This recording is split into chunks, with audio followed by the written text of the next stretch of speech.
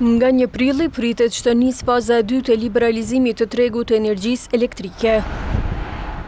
Krahas 1300 bizneseve që kaluan në treg të hapur, pritet që ky numër të rritet. Faza e dytë i përfshin bizneset që kanë më shumë se 50 punëtor ose që kanë qarkullim vjetor më shumë se 10 milion euro. Kësaj ajo se çfarë do të ndodhë nga 1 prilli, shihet si përditësimi i tregut të energjisë.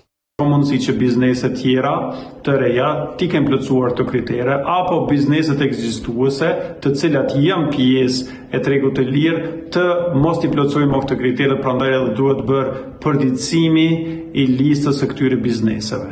Mirë po, edhe për këtë fazë të dytë, vazhdojnë kritikat nga organizatat pro bizneseve.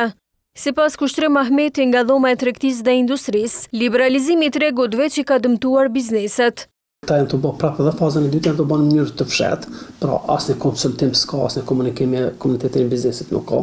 Na kemi marrë me thonë drejtën prej palëve të treta informatën, edhe ju kemi drejtuar dhe zyrtarisht për të kuptuar detaje se çka po do të bëjmë me këtë proces, nuk kanë kthy.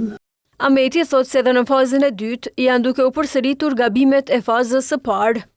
Ajo që është për mua shqetësues është prapë themi forma e përzgjedhur nuk është ajo që do të mësojmë. Pra gabimet që janë bërë në fazën e parë po vazhdojnë të bëhen në fazën e dytë.